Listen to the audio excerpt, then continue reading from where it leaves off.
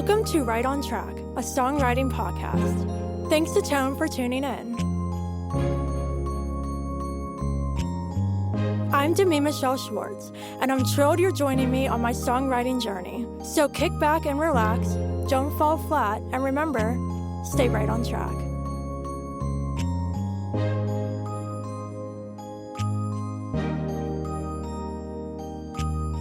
Hello everyone, welcome back to another episode of Right on Track. I am so excited because joining me today is Peter McDermott. Hi Peter. Hey, how are you? Thanks so much for having me. I'm great. It's awesome having you. I was so excited when you reached out about being on the show. It's always so fun and exciting when artists reach out. So when you did, that made me so happy. And I'm so excited because today we're going to be chatting all about the life of a solo artist. And I'm very excited for this. But before we get into that, can you share with the listeners a little bit about yourself and your musical journey so far? Yeah, absolutely. So I grew up playing music as a kid. I started playing drums for my brother and all of his friends who were playing in different garage bands, all when I was about like 8 years old. And then I started just going from there. I played for them for several years, and we got to the point where I was playing in, two or three bands by the time I was around like 12 or 13.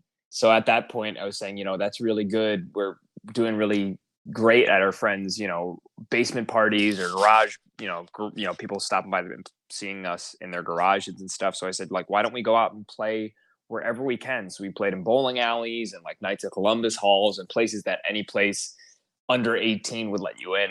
And we did it all over. And so I was in a pretty prominent band in the Long Island music scene for a couple of years, a band called Vitality. I also played in a few other bands, a band called The Unpermitted, and I subbed in for a bunch of different bands. And right as I turned 18, 19, my main band fell apart. I moved away and went to college, and I kind of started out going out on my own as a solo artist. And so I started playing in open mics and going to different coffee houses and trying my own songs that I had written for my band and for other bands, and trying them out, all just me and an acoustic guitar. And then that was about, when I was probably 18, 19. So I'm 24 now. So that's probably about 5-6 years ago. And that leads me to where I am today. I've just released my newest album, my first full length LP called The Camera Eye, which came out earlier this year. And it's been a really great experience stepping out from behind the kit and stepping out as a songwriter and as a front musician in my own right. That is so exciting. It must be so incredible to step out from being sort of more behind the scenes to taking the spotlight. And we're definitely going to talk more about that. So to kick things off, can you read an amazing quote by the incredible Aretha Franklin? Of course. The quote is, "Be your own artist and always be confident in what you're doing. If you're not going to be confident, you might as well not be doing it." Why does this quote resonate with you? This quote just really speaks to me from the type of guts and the type of essence you got to go when you are trying to make things happen on your own as a musician. To be a musician, it's a hard thing to go up and perform in front of different people and try to get them to interact and engage with your music. There was a band who I used to play with. They used to come up and say, "Hey, we're," insert their name. And they said, "We're going to make you love us in 30 minutes or less," which is all the time you have when you're performing, especially as an up and coming artist. So I love that attitude because they said, it wasn't, "We hope you guys like our music," or, "Let's see how this goes." It was always, "We are going to make you like us in less than 30 minutes. And I always thought that attitude, that kind of cavalier, charming and witty attitude really made it so much more fun for them because they immediately took the pressure off of it, but they also knew what they were there to do. So I think that quote reminds me of that, of I'm confident in what I'm doing. I'm confident as a performer. And I know when I step up there is that it might not go all perfectly towards planned. Or if I go into the studio, it might not come out the exact way I wanted to come, but I know that I've come out with something that's really good and I'm able to do what I can do really well. Wow, I love that. I never really thought of it that way, but that makes total sense. I was thinking more on like the personal confidence level. Like starting out, I really struggled with my confidence, and it took me a while to even like start songwriting and start recording. But I think you bring up a really great point that like though you might feel confident inside, you really need to show that in performances, interviews, online, because I think this is an industry where like people really look at your personality and the way you portray yourself, and if you show hesitancy or show a lack of confidence, that really comes out, and that might make people kind of step away from you and think, oh, they're not really ready for music or they're not really a good fit. And so if you come into it and show the world, like, I am meant to be here, I am confident, and I know what I'm doing, even though even if I don't seem like I know what I'm doing, deep down, like I'm doing the best I can. If you show that kind of side of your personality and really put yourself out there, I think that will really draw attention. And I've been trying to do that as much as possible, though I really struggle with my confidence from time to time. I always try to outwardly portray like that I am, on the right track and I am confident in what I'm doing. Because the second I falter in that way, I start to see like not necessarily people not interacting as much or embracing my music as much, but I kind of get the vibe of like they're noticing me struggling, and so I try to hide that as much as possible. So there's definitely a battle that we have to deal with as artists. Yeah, I think that's a really valid point. I think that's something that every musician and songwriter and I think performer in general, like we all have that external sense of imposter syndrome or what is how am I going to look? How do I sound? Is this all right? Is this the way it's meant to be? Is this the best way I could be doing it? And I mean, even recently, I had one of my, I had a gig in December that I do every year for the Movember Foundation. I play up at a brewery up in Massachusetts that one of my friends works with, and I went up there, and it's like a big gig of mine that I do every year, and I get to see a bunch of my friends, and it's a great whole night, and I play for about 2 hours, and I went up there and I practiced for so long, and then I get up there, and I pop two strings even while I'm tuning. I Oh no. Oh yeah, I have the guitar that I have is the battery goes out on it. So thankfully I bought another guitar, but it's an electric guitar and they don't have amp with me. So thankfully I had an amp in my back seat. I plug my amp in. They only have one outlet, so I can either plug the mic in or I can either plug the amp in. So I'm basically yelling on top of the guitar, tuning the Oh guitar my down. god. And I had one of my friends who came up to me at the end of it, and he said, the thing that made this whole thing go was you keep getting punches thrown at you, but you just know, okay, well, we're just moving on. The kind of the confidence to go, well, we're going to make the best of the situation. And so that's one thing that I always think of performing like swimming. It's the more time you spend in the pool, the better you get at swimming, the more comfortable you get in the water. So the more time you get in performing in front of people, whether that's your friends or your family or going out to an open mic, the more time you spend up there, the better you feel. And even if that sense is never going to go away. And I think that's part of the thing that makes performing amazing is there's always you're walking on a tight wire. But that's what I totally feel that every time too. There's so many times that I see people turning away from me. I'm like, no, no, no. But I try to always remind myself that if you roll with the punches, there's always the next song. I can always get somebody to turn their head again because if I do the next song really well, or if I do a really good song or a cover or something that they really like, they can turn their heads just back towards me just as easily as they did turn away. Well, I love everything you said. That's all fantastic. And I think we all need to remind ourselves that as artists, it's not going to be perfect all the time. It's a roller coaster ride, there's ups and downs, but we have to continue to push through that. And like you said, like the more you do it, the more, aware you'll be of yourself and more confident you'll become and the better you'll be at it. And I think like a big part of it is like growing in all the areas that make you an artist. Like I am really well trained in piano. I've been playing since age 10, and then once I learned guitar, like that became part of, my musical skills. And then I started taking a lot of songwriting classes and going to retreats to build up my songwriting skills. So I think like a big part about being an artist, especially a solo artist, is growing your musicianship and your craft, because if that's going to make you more confident, if you're not good at playing guitar or you don't know you know how to control your voice and you don't have vocal techniques and all those things, then you're going to be more nervous and not as prepared. But the more you work on your craft and your voice and your musicianship, the better you'll be and the better prepared you'll be. And now a transition to, being more aware and more confident as an artist.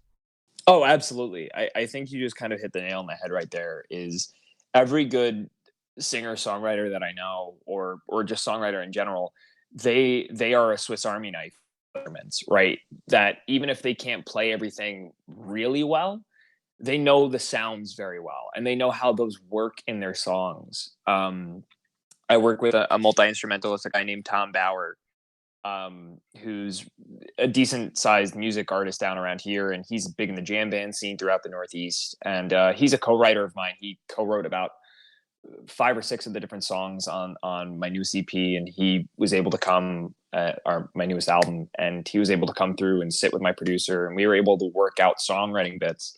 And I always loved working with him because he was one of the guys who I started writing with when I was a kid, and we were never in bands together. Him and I. He was in a band with my brother at one point, but we were never in bands together, and we just see music so differently.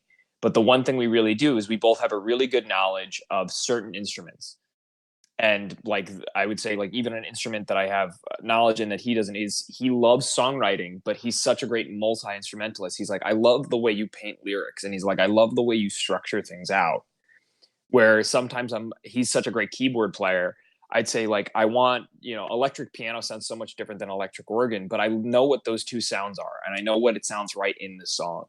So I think it's so important when you're early on as a songwriter is try out every instrument, and even if you're not good at it, just keep picking at it, because you'd be amazed. When I first started playing guitar, I wrote 3 songs in like 3 weeks because I was like, oh, there's just so much more I can do on this than tapping away at a drum kit by myself. There's so much more here for me to play with, and I think of it so much differently than a regular guitar player would, because I'm always a drummer first. I'm like always locked into the rhythm really well. Scales take me a little bit, more time to get, but I I'm I always think rhythm first. And so for somebody who comes and plays drums like a guitar player, they're always thinking of, how do I fit into what the guitar player is doing? How do I not overwhelm him with the massive sound of a drum kit? So I think, like you said, you've been playing piano for so many years, and you're picking up guitar, and you're learning those lessons as a songwriter. It, by playing drums or by playing bass, you're only going to get better as a songwriter, because when I go into a studio or when I write something, you're like, wow, this piano sounds really good, but what if I had like a Hammond organ on this? You're like, whoa, that gives it a whole more color to it, a lot different color to it. Maybe better, maybe worse, but maybe it just fits that song better. And I think being a multi instrumentalist and working with different multi instrumentalists makes you a better songwriter by far, and will only improve you.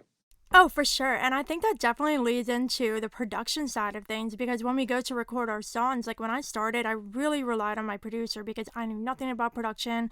I didn't know many instruments, so I was really relying on him of like what to add and what to do. But I think like nowadays, like even if you're not physically playing a violin or have a drum set, like there's so many like recording softwares where you can use like MIDI instruments to like explore those sounds and know what they sound like. And then if you want to bring in a musician to actually play live on your track, you can, or use MIDI or whatever. But I think taking the time to learn the different sounds of instruments and really listen to music as well, like once you know your sound and where you fall, listening to a lot of music and really picking it apart, like, okay, what instruments are they using, what does it sound like, and imagining what would it sound like with different instruments. And I think like once you get into that, like that's the songwriting side, but also like developing your sound as an artist. And so I think the more you can learn about different instruments and different styles and really figure out what suits you, the more solid your sound will be as an artist. And I think that's really important. Oh yeah, and I think that's the type of thing too. Is I was listening to your stuff before I came on, and when I first found the podcast, and I think like you and I both really have a really great love of. I always say it's like late '90s, early 2000s Yeah, for stuff, sure. like Yeah. that pop. I, and it's like such a kindred spirit. I feel there's so many singer songwriters now where we're all okay to admit that Nelly Furtado is cool and she's a great singer songwriter. And like Jason Mraz and John Mayer and Matchbox 20, I'm like, wow, these people wrote great pop songs. They wrote great, wonderful, meaningful pop songs.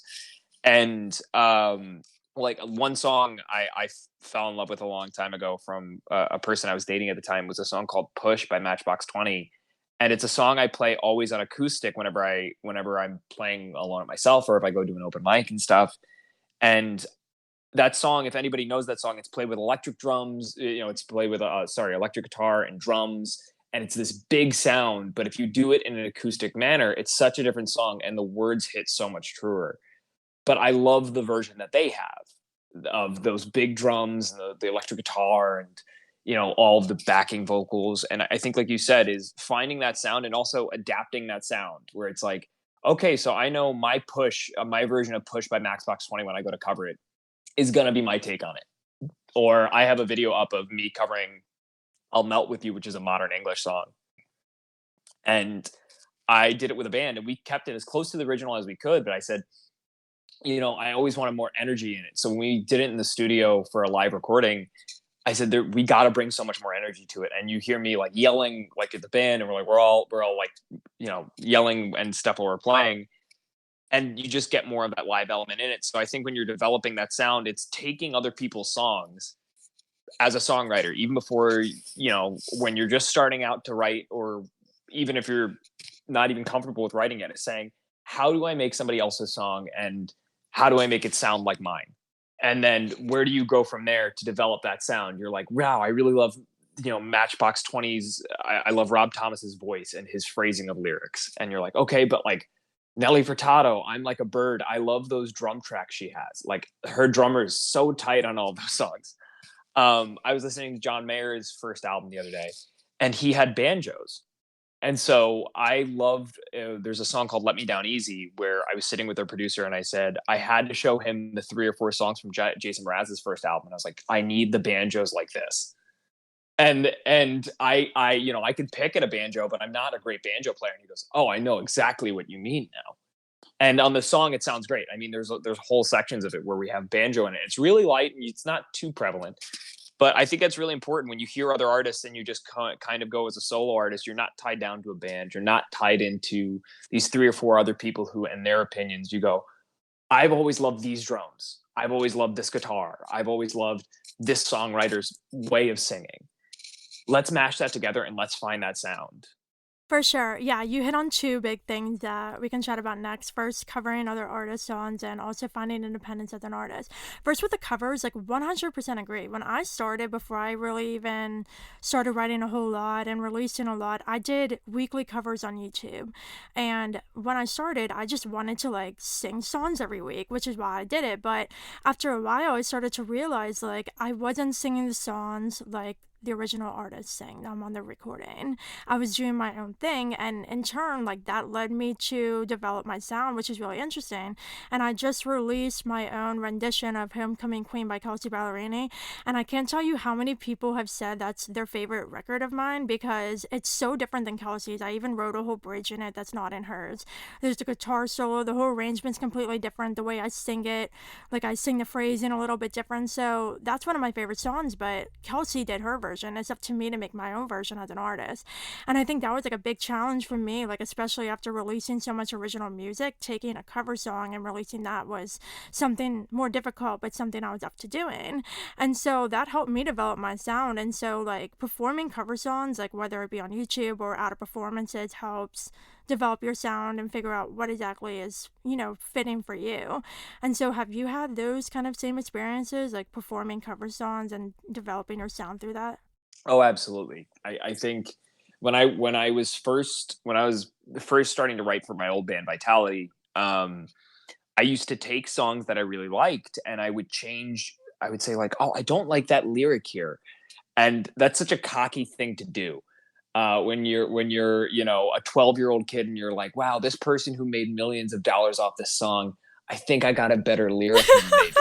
Um, but it's not. I mean, there's so many of those songs that I would take. I remember listening to Cage the Elephant a lot when they were growing up, and we had a similar sound to them. And I was like, oh, I love this lyric. I love this lyric. Yeah, I don't love that one so much. And I was talking to one of my friends who's an actor, and he said, he's like, yeah, he's like, you ever see a movie where the guy, does a great speech or does a great line, and you're like, but I could do that better. Um, and I always say to any of my friends who are songwriters, I said, then try it and do your version of it. And I love seeing something like that with like Homecoming Queen. Your version of that is, Jimi Hendrix took All Along the Watchtower, and his version of that is so much different than Bob Dylan's, and that's considered the quintessential version, is his version over Bob Dylan's. And it's just because Jimmy's voice is so much different singing wise, the production is so different, the guitars are so different, everything is so different. I think it's a really bold thing and a really great challenge, even for yourself, even if you don't record it or play it. Try to write a version of the favorite song you have. Change a line here and there. If you love that one line, keep it. And I think that's a great way to start as an artist, is to take those covers and just play them for yourselves on an instrument you're not comfortable with, and build those songs out the way you always wanted to hear it. So I think that's so important. I was playing in a band that was, a lot of like punk influences and really heavy alternative influences, and you can still hear some of that in my music. But I also was raised with, my mother was a big folk and country fan, and then my dad grew up on 70s hard rock and stuff like that, and then I had sisters who were into the 90s and 2000s music, and then I had a brother who loved the Chili Peppers. So I thought that was such an interesting thing where I could listen to each of these songs. I'm like, wow, I want to play a Chili Pepper song, but I also really want to play a John Denver song guitar by myself just to see what they sound like. And so when you start building out a set list and going out to go cover stuff for the first time, you want to be as versatile as you can, so that when the guy goes up and asks you, hey, do you know this song? You go, I can figure it out. It might not be great, but I can figure it out. Yeah, you bring up a really great point of like expanding your genres as well. Like I started very contemporary pop and now I'm doing pop country and I still play both styles when I'm playing live. And even though like my upcoming EP is country pop, like I guarantee you I'm still going to release a contemporary pop single here and there, you know? Absolutely. And I think like it's really important. I think this is where we can talk more about the independent side of things because I've never been in a band, but I can imagine like if you're in a band like you've been, there's certain people who have their own opinions and you need to have like a cohesive sound as a band and you don't really have that freedom to like jump between genres whenever you feel like it. And so like how has that been for you, like going from kind of being tied down to a band style and finally being able to branch out and do what you feel like you want to do as a solo artist? I always just say it's incredibly freeing. Um, I always describe myself as an alternative singer songwriter, because I fit a lot of the singer songwriter tropes. Basically, every song I write either starts with me on piano or me on guitar in some way, and then writing the basis of it, the large skeleton of the song with a lot of the lyrics and structure, and then I bring it to other people. Then I bring it to other musicians, and we build it out. So I I love doing that, because that was an aspect of, if I write, something that's a little bit more country or a little bit more folk now, I don't feel judged, or I don't feel like, oh, I can't bring this to the guys because we can't do a song like this. Um, where my old group, I mean, there would be songs that we would try, even if they were just good songs. We're like, wow, that's a great song. We just don't know if that like fits for all of us. And because sometimes you would be able to adjust the song to fit the band, but that might not still be the best version of that song.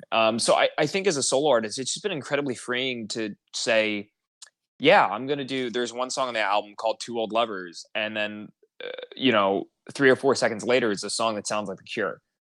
And I would have never been able to do that in a band with my own right. But I think the quote really spoke to it before, is like, I'm confident in my ability to write both of those different types of songs and have them be in the same wheelhouse, at least, have them be in the same, people can go see me at a concert and I can go play Two Old Lovers, which is a country song, or The Camera Eye, which is a power pop type of single, or, one of a slower, like, we have I have a ballad song on there called Lonely Star, and I can go play each of those. And I feel that they're at least within the same vein, where if I went to go play that with a band, I couldn't have. Yeah, I think that just gives you like more freedom as a songwriter too, and you grow as a songwriter that way because you're not tied down to doing one thing. And something I always say, which is so important, is like one of the most beautiful things about being a solo artist and especially an independent artist is you don't have anybody dictating what you can and can't do, the genres you should and shouldn't write or whatever. And so I think like what's so important as a songwriter is to like write something honest and true and authentic, and if that comes out more country, it's country. If it's more pop, it's Yeah. pop. And so like I think that's the most beautiful thing about being an artist is like you have that freedom, and like the most important thing is like if you continue to write from your heart and tell your story, then no matter what genre that song comes out as, it's still tied to you, and that's the common thread throughout all your music. And that's so awesome as solo artists how we're able to do that, and we don't have to be hyper aware all the time of, oh no, I can't record this song because it's not a certain genre. So yeah, I think that freedom is one of the most incredible things about being a solo artist. Yeah, there's no rules. There's no rules. You can create the rules as an independent solo artist, and you don't have an A&R team telling you, "Ooh, we don't like this one," or you don't have a band member being like, "I don't know, buddy, let's cut this one from the album." You know you you get the freedom and the liberty to choose what represents you as a songwriter, as an artist. For sure. Yeah, but so next I want to kind of talk a little bit about challenges of an independent artist, an independent solo artist. What do you think the biggest challenge for you is? Uh, I always say it's resources. Because when you're with a band, you have three or four other people that are rooting for you, and they're working with you, right? To book gigs, to book studio time, to set time aside to practice and rehearse. And I always say with a solo artist, it's like running an independent business. Like it's like running like a small bookshop or something on your own, which is a good thing and a bad thing, because every single time you have a collaborator come in, the collaborator can do something that's so completely different from what they're doing in their regular world of their band or their writing world or their individual music pursuits. But there's not as much like commitment to the non-creative aspect. So I would say the creative aspects are so great and so freeing, but I would say being a singer songwriter or being an independent artist, you got to have a lot of love for this, and you got to have a willingness to learn not just the creative stuff. Like I can't tell you how many times I've had to like talk to my buddies who were like business people who I went to college with, who were, oh, like we got to work on a press kit and a bio for you. And I'm like, I got to write a bio about myself. Like I used to just go up to people. I was like, they were like, we need pictures to show people who's the guy playing at the gig. And I'm like, we need pictures? Like, this is wild to me. Um, so that was one thing I really wanted to do with this album is, I booked time for a photo studio, to go get professional shots done for the album, and really worked on a cover photo with about three or four of my different friends who were photographers. And we were able to kind of workshop a great album cover that looked really quintessential to describe what the album was in a classy and unique and genuine way. And I always loved learning that process as well. But I would say that's definitely a challenge. I would say the challenge of, you get all this freedom and liberty to do all this stuff creative wise, but it all falls on you. Those shoulders of getting that song out, of doing the album cover design, and okay, well, I want to go, talk on a podcast. I want to go get played in a college radio station. I want to, go gig other places that are not open mic nights. It's like, well, buddy, you wanted to go out on your own. Now you're out on your own. And it's a great learning experience. And I would say if somebody's like a really dedicated to their craft, and they're like, I will do whatever I can. I'll play on the street in New York City once a week to go do it. I'm like, great, man. I give you the credit to do it, but it's like, how else are you helping yourself? Are you talking to people about getting on college radio or getting on podcasts or submitting to playlists or submitting to other stuff? So I would say those non-creative pursuits, they're harder to do, especially when you're like, I just want to write another great song. But it's stuff you got to do, especially to get your music out there and get people to listen to the great songs you already have. Yeah, absolutely perfect. Yeah, that's exactly what I was gonna say. You literally hit all the points. And I think like overall it's just so exhausting. Like, especially like me, I'm still in graduate school. I graduate in June, but I'm still doing school.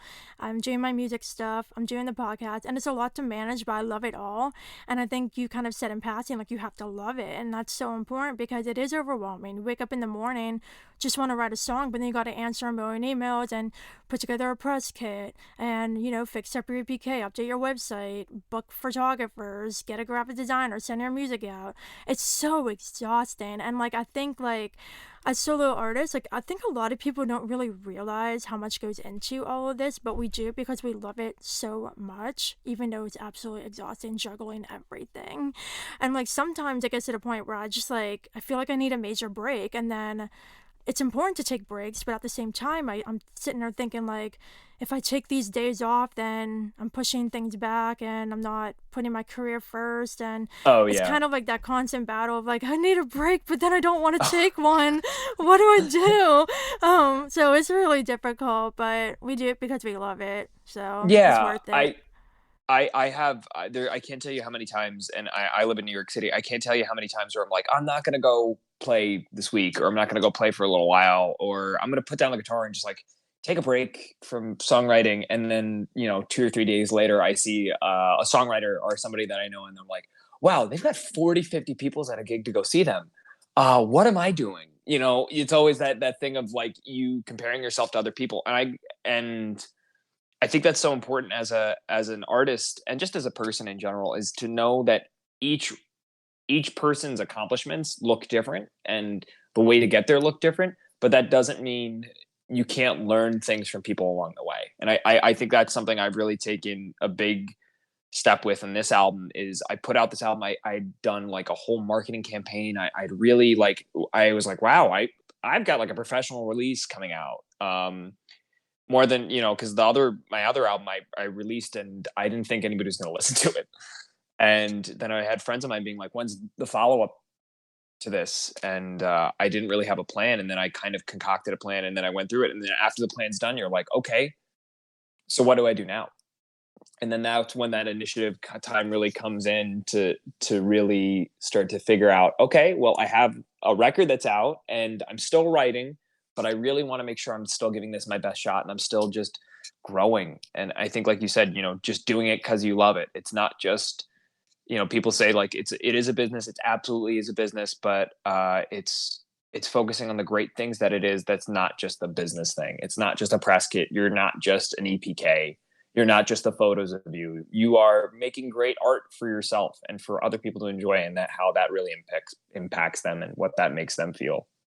Completely, yeah, and I think this is a great point to wind down on. It's like you need to embrace yourself as an artist, and you can't, like you said, compare yourself to others because that's extremely damaging. Once you start comparing yourself to others, especially more successful songwriters and artists, you kind of start feeling like, will I ever get there? Am I good enough? And all that. And I think it's really important to remember that you are your own person, you're your own artist, and the only one who's able to walk your artist journey is you.